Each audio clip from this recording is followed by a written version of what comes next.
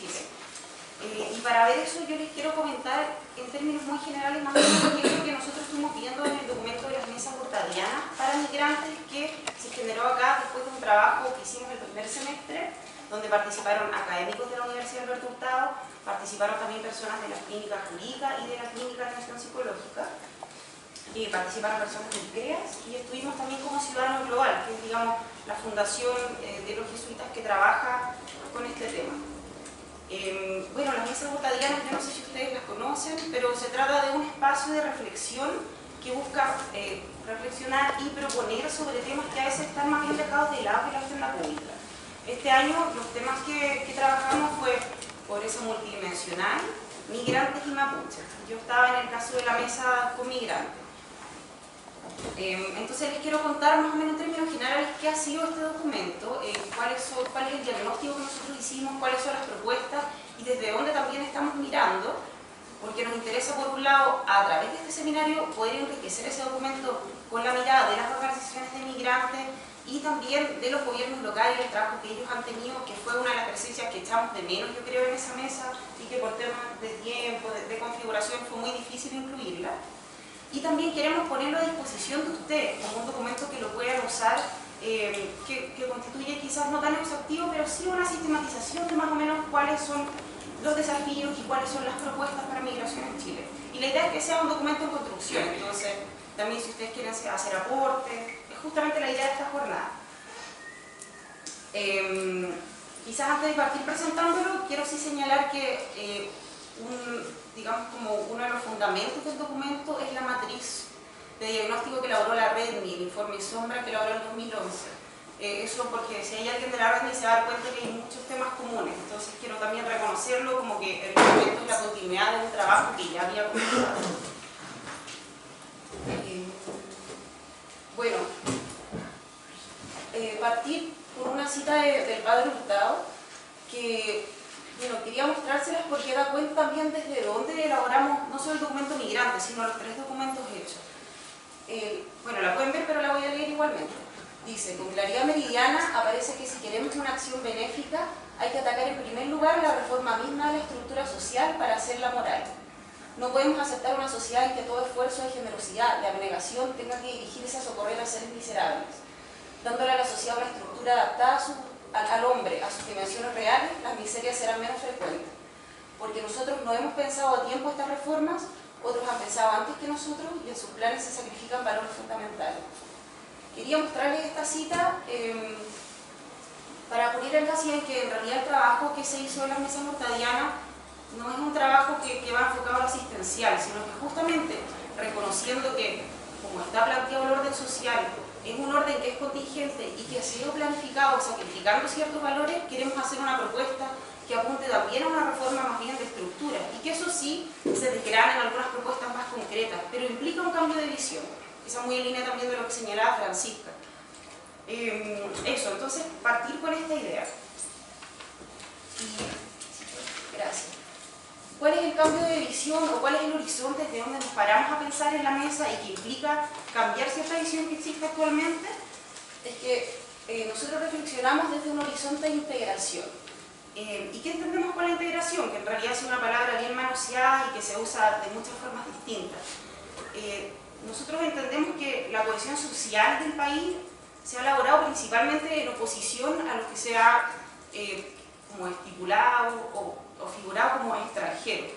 Y eso ha implicado tener que invisibilizar una serie de diversidades internas que existen y que no han empezado a existir con posterioridad, digamos, a la Constitución de Chile como república, sino que han existido en todo ese tiempo. Por ejemplo, tenemos al pueblo mapuche, que en el fondo se ha dado una idea de identidad chilena que también ha pasado por sobre los mapuches, que estaban anteriormente como a la Constitución de Chile como república. Y uno de los temas que se invisibiliza también ha sido lo que es la diversidad más bien nacional, que ha estado presente en Chile también desde su Constitución como república. Digamos, la migración, a pesar de que hay un contexto más o menos nuevo en el sentido de que han llegado a partir de los 90 varios inmigrantes y ha crecido mucho la migración intrarregional, la inmigración no es algo nuevo en la historia de Chile. Digamos, la migración de países vecinos, por ejemplo, ha sido algo permanente durante todo el desarrollo de Chile. Entonces, el concepto de integración, desde donde nosotros queremos mirar o donde hacemos la propuesta que está en este documento, apuesta en el fondo por un país que sí tenga cohesión social, pero que esa cohesión se dé en el marco del reconocimiento de la diversidad étnica, nacional y cultural que acá existe, y no a costa de su invisibilización. Entonces, ese, digamos, es el concepto desde donde nosotros elaboramos los diagnósticos y las propuestas. ¿En qué contexto nosotros elaboramos este documento? En términos de cifras, bueno, había un aumento de la inmigración hacia Chile a partir de los 90. Hoy día, extranjería nos pasó quizás un dato hace muy poco, que era la estimación para el 2012, y que hablaba de que había más o menos 415.000 inmigrantes en Chile. No tengo la cifra exacta de cuántos chilenos seremos, pero eso debe ser más o menos como el 2,5%, algo así, está entre el 2 y el 3%. Y la inmigración es principalmente intrarregional, entonces vemos que son peruanos, argentinos, las dos primeras mayorías, después tenemos bolivianos, ecuatorianos, y en quinto lugar ellos señalan a los colombianos. Bueno, varios de ustedes ya deben manejar en realidad los temas. Y señalar también que la inmigración sí, además de tener quizás estas 5 nacionalidades más fuertes, se ha ido complejizando. Hemos tenido flujo de haitianos y de dominicanos, que es una cosa más o menos nueva para Chile. Y que a lo mejor en términos cuantitativos todavía no es tanto, pero en términos cualitativos ha tenido un impacto, porque son identificables físicamente y porque yo creo que hacen que Chile trate con un tema que no ha tratado antes, que es el tema de los negros. Y lo digo acá sin ningún tipo de discriminación o de una asociación peyorativa con el concepto. Claro, pero en el fondo que se ha identificado en el fondo la negrura y eso ha generado temas. Entonces, eso en términos de cifras. ¿Cuál es el contexto institucional en el que se plantea esta migración? El contexto institucional es de un cuerpo normativo donde digamos que el instrumento jurídico más importante es el decreto de ley de 1094, que fue generado en 1975 y que tiene un espíritu de seguridad nacional. Y eso se ha traducido en que haya mucho espacio para la arbitrariedad de parte de los funcionarios para decidir sobre ingresos extranjeros al país, otorgamiento de visas, tanto de residencia temporal como definitiva, y aplicación de sanciones. Ese más o menos es el contexto institucional que se plantea esto. Ahora sí, bueno, tenemos un proyecto de ley de migración que está en el Congreso, se le había dado urgencia, se le sacó la urgencia, pero se está trabajando eso, pero actualmente lo que rige es ese cuerpo normativo. En este contexto, ¿cuáles son los avances que nosotros vimos como mesa? Algunos avances que se han hecho es en el marco de la ratificación de varios convenios internacionales que ha hecho Chile. Se han generado también varios convenios interministeriales que apuntan más bien a solucionar situaciones puntuales de exclusión.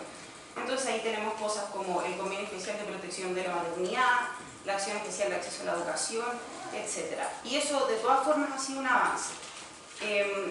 A pesar de eso, quiero señalar que aunque estas, digamos, medidas puntuales apuntan justamente a solucionar situaciones de exclusión, no modifican este contexto estructural que tiene que ver con una mirada de seguridad nacional y que ahora en el proyecto de ley nosotros más o menos hemos vislumbrado que ya habla más bien de un utilitarismo sobre los migrantes.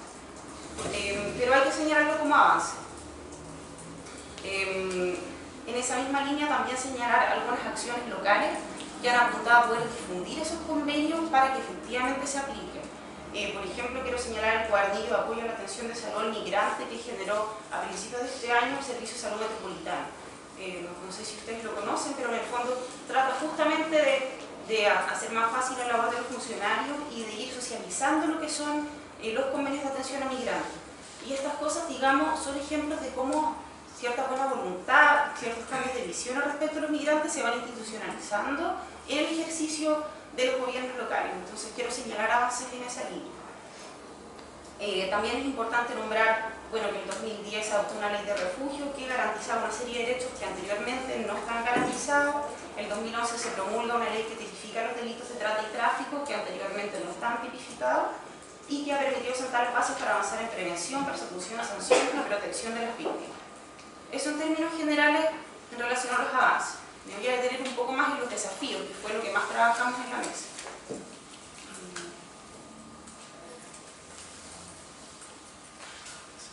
Bueno, los desafíos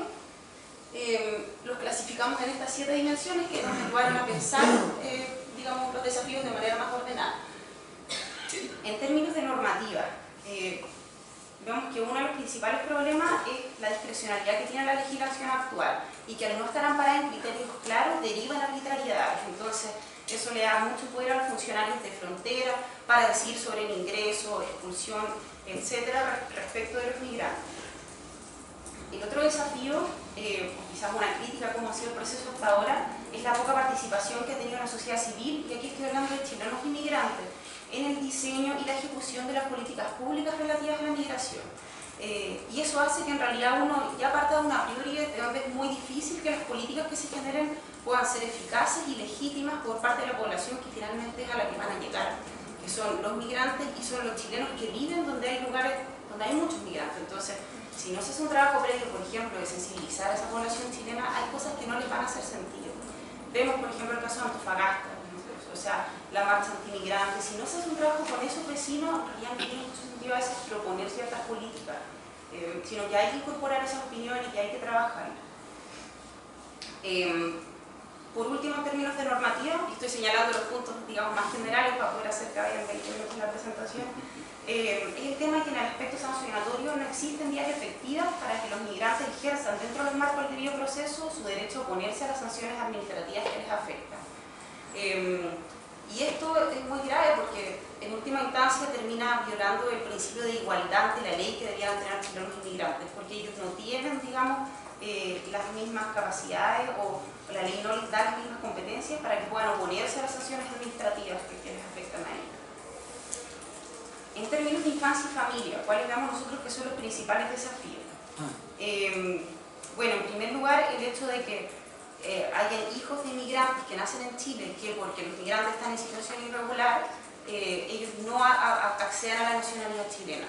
Y vemos que eso tiene que ver con una mala lectura, una mala interpretación de lo que significa ser un extranjero transeúnte, que está dejando de lado o está, digamos, malinterpretando lo que es el domicilio en su pleno sentido, que no tiene solo que ver con estar en una situación regular, sino que tiene también mucho que ver con el deseo de querer permanecer en el país, y que esas sí son cosas que tienen los padres de los migrantes, aunque estén en situación irregular cuando tienen a esos hijos. Ese, digamos, que es como el principal problema en relación a infancia y familia. Y otro tema que me interesa señalar es que no se ha consignado expresamente en la ley el criterio de reunificación familiar como un criterio importante para pensar en el ingreso o la permanencia de los migrantes en el país. En términos de salud, bueno, ha habido varios temas de discriminación en salud, pero todos pasan principalmente porque no había una muy buena difusión de los convenios interministeriales. Entonces tenemos que ir trabajando en ese marco, sin dejar de señalar algunas iniciativas como la que les contaba, que es el cuadernillo que hizo el Servicio de Salud Metropolitano. Quizás eso en Santiago está un poco más avanzado, pero en algunas regiones hay que seguir profundizando en eso también. En educación, vemos que uno de los principales desafíos tiene que ver con que en algunos lugares no se aplica el convenio interministerial que permite a todos los niños migrantes entrar a los colegios, y en algunos lugares donde sí se está aplicando, a veces ellos no pueden ser promovidos de curso porque durante lo que dura la matrícula provisoria no alcanzan a tener una visa. Entonces a veces están teniendo que repetir cursos o no se les está certificando el paso por ciertos cursos. Entonces eso es como un tema importante. Hay que facilitar también el sistema con validación de títulos. Hay bastantes migrantes que tienen ciertas calificaciones y que están accediendo a trabajos menos calificados, bueno, por un lado por discriminación de los mismos chilenos, pero por otro lado porque tampoco pueden, digamos, tener credenciales o hacer valer las credenciales de los estudios que han tenido. Entonces es necesario facilitar ese proceso. Considerar también la diversidad cultural a la hora de hacer los planes educativos.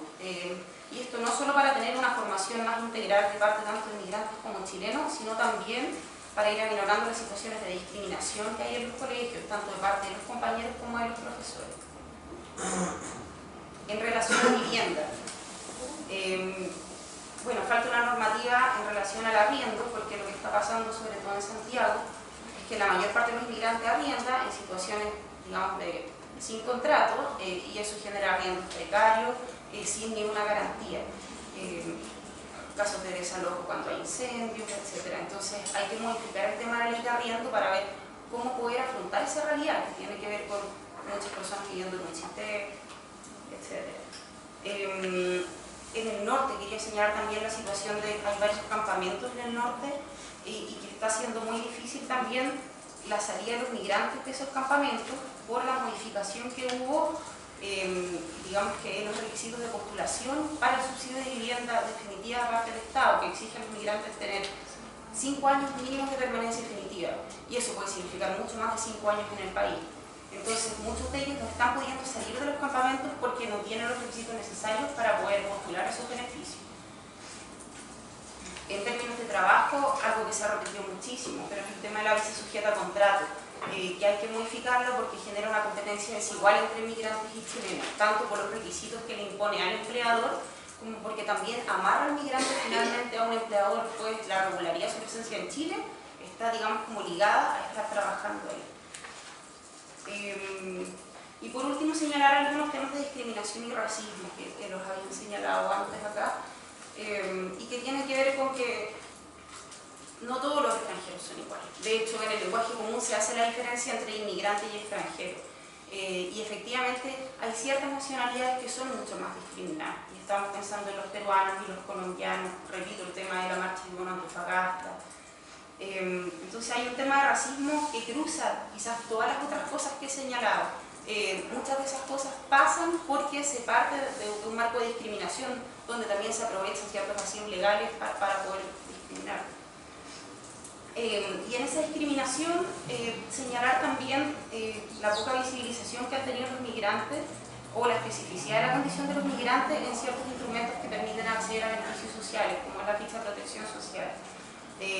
Que a veces lo que nos ha pasado en las fundaciones es que hemos visto que hay migrantes con altos puntajes donde no consideran realidades como que no todo el ingreso que tienen lo utilizan, digamos, en el trabajo, sino que bastante se va en remesa. No consideran también que una arriendo no es una situación como de un chileno arrendando, sino que muchas veces en situaciones irregulares, y también a veces tienen altos puntajes por tener educación que en la práctica no la están pudiendo movilizar. Entonces, es importante que en estos instrumentos se considere, digamos, el migrante también como una condición que puede tener particularidades respecto a su situación de vulnerabilidad. En relación a las propuestas, hay varias propuestas puntuales en el documento que no se las voy a contar acá, van a tener acceso al documento después de esto, entonces pueden ir revisando los aspectos más puntuales. Pero en términos generales, bueno, proponemos que se realice una política migratoria integral, o sea, no solamente pensado en una ley para ingresos y salidas, sino que una política que norme, digamos que regule, que apoye la interacción entre chilenos y migrantes también en su residencia en Chile. Digamos que el tema de los migrantes no es solo un tema de seguridad, no es en realidad para nada un tema de seguridad que solo vea entrar y salir en Chile, sino que tiene que ver con hacerse cargo, con guiar cómo podemos generar un país que acepte de mejor manera la diversidad. Una política migratoria integral que esté en línea con los convenios internacionales ratificados por Chile, cuyo fundamento sea la protección a los derechos humanos y que en su diseño e implementación considere la participación de la sociedad civil, incorporando tanto a chilenos como a migrantes. Ese, digamos, es el marco general de donde aparecen las propuestas de este documento. Y les quiero señalar algunas propuestas muy puntuales en esta línea. En general, a veces los documentos terminan con muchas críticas y una propuesta que en realidad termina, o sea, cuesta muchísimo bajarla a cosas concretas. Pero sí hicimos algunas sugerencias concretas. En el caso de los niños que nacen en Chile, que a todos se les asegure la nacionalidad chilena, independiente de la condición o la situación migratoria de sus padres. Por otro lado, que los instrumentos utilizados para certificar pobreza o conseguir beneficios sociales consideren indicadores que den cuenta de la vulnerabilidad asociada a la especificidad de la condición de ser migrante. En tercer lugar, que se garanticen vías efectivas para que los migrantes puedan ejercer dentro del marco del debido proceso su derecho a oponerse a las sanciones administrativas que les afectan. Y por último, entregar a todos los niños y niñas migrantes, refugiados y solicitantes de asilo un RUN que sea independiente de la situación migratoria de sus padres y que les permita obtener matrículas definitivas y que haga que ellos no se tengan que demorar a veces un año o repetir ciertos años en la espera de la visa, en el caso de los colegios. Y por último, ya para terminar, señalar también la importancia de los contextos locales en todo este trabajo.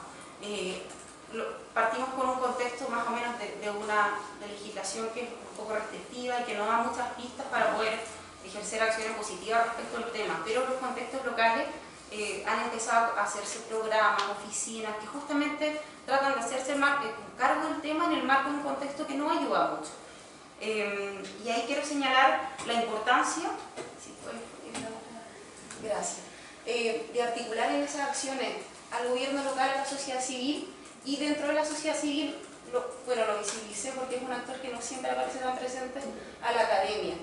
Tiene que ver con ver cómo vamos también aprovechando ciertos conocimientos que se han realizado desde la academia, cómo la misma academia también va aportando a que se puedan sistematizar conocimientos que se generan en los gobiernos locales, en la misma atención y trabajo con la gente y en la sociedad civil, para poder ir pensando planes que efectivamente consideren más visiones y que sean planes de buena calidad, con buen sustento. Y señalar que esta jornada es justamente una acción que va en esa dirección. De hecho, no es, digamos, como solo coincidencia que estén académicos, que esté sociedad civil y que estén personas de los gobiernos locales, sino que justamente lo que buscamos es enriquecernos con distintas visiones. Eso.